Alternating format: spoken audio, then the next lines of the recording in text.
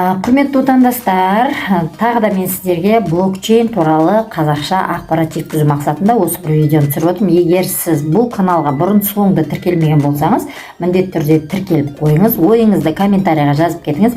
Блокчейн деген қазіргі мысалы банкте, мысалы мен өзім бухгалтер болып істеп жүрген кезде банктегі барлық информация банктың өзінде сервер болатын, сервер. Сол серверде сақталатын еді.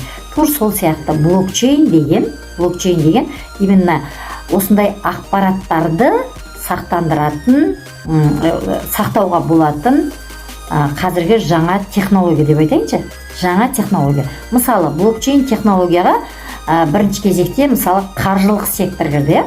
Қаржылық сектор деп отырған мысалы биткоин, эфириум, осындай криптовалюталардың өзінің блокчейні болды. Блокчейнді өзім содан бастап таныдым. Мысалы, криптовалютаға қызықтым. Криптовалюта мен блокчейн екеуі қатар бірге пайдаланатын ұғым болып тұр. Қазіргі таңда блокчейн технологиясын тек қана қаржылық салаға емес, медицина саласына, білім саласына, ғылым саласына, біздің өмірімізде қандай сала бар, барлық салаға жаңағы пайдалануға болатынын интернетте ақпарат көздерінде көптеп айтылып жатыр.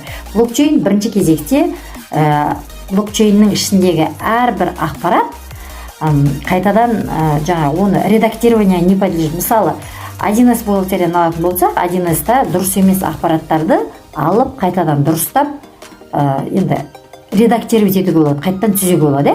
Ал блокчейнға кірген ақпарат, ол айтып, қайтадан жаңағы түзеп, оны дұрыстап, жаңағы редактировать етуге болмайды. Себебі оның ішіне кірген бір ақпарат, сол мысалы дұрыс емес болып кірсе, ол солай дұрыс емес болып қалып кетеді.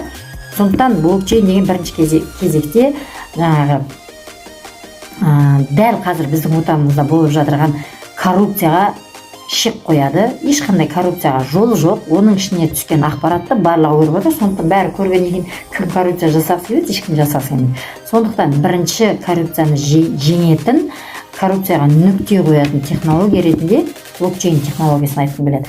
Ары қарай, мысалы біздің жаңағы общий сервер деп айттым.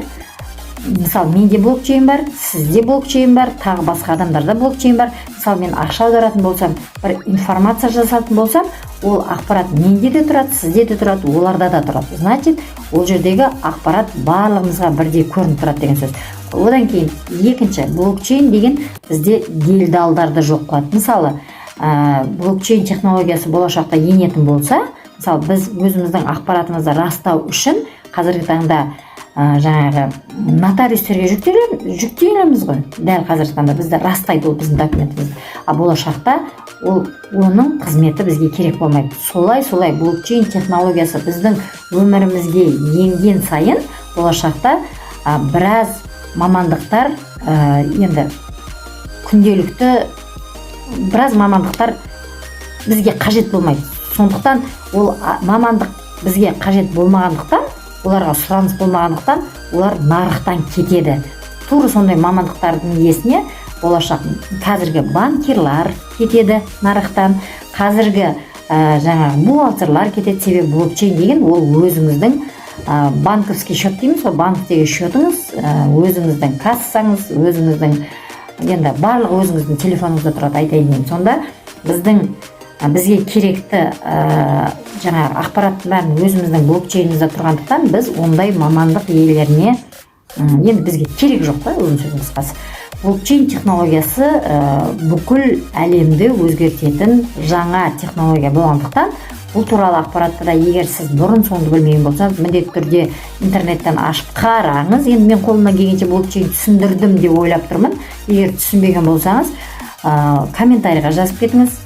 Қай ақпарат сізге түсініксіз болғанын, одан кейін сіз егер бұрын соңды бұл каналға тіркелмеген болсаңыз, міндетті түрде тіркеліп кетіңіз. Болашақта өзіміздің қазақстандықтарға қарапайым тілде, қазақ тілінде ақпаратты жеткізетін боламыз. Мен сіздерге криптовалюта туралы ақпаратты жеткізім деп отырмын дәл қазір.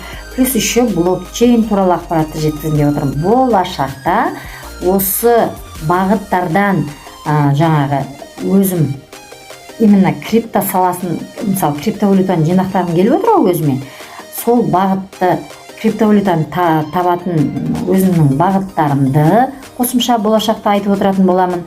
Одан кейін жаңағы электронды кошелектар туралы видео түсіретін боламын. Одан кейін цифрлы кошелектар туралы видео түсіретін боламын. Оны енді компьютер арқылы түсіріп, өздеріңізге көрсетіп, оның тиімділігін көрсетіп үйрететін боламын. Сондықтан егер сізге осындай ақпарат керек деп шешсеңіз, өзіңізге керек деп ойласаңыз, міндетті түрде каналға тіркеліп кетіңіз, керекті ақпараттарды жіберіп алмаңыз. Ұнап жатса лайк басуды, комментарийға қалдыруды, ұнамаса дизлайк басып, ұнамаған комментарийларыңызды жазып кетуді ұмытпаңыздар, құрметті замандастар.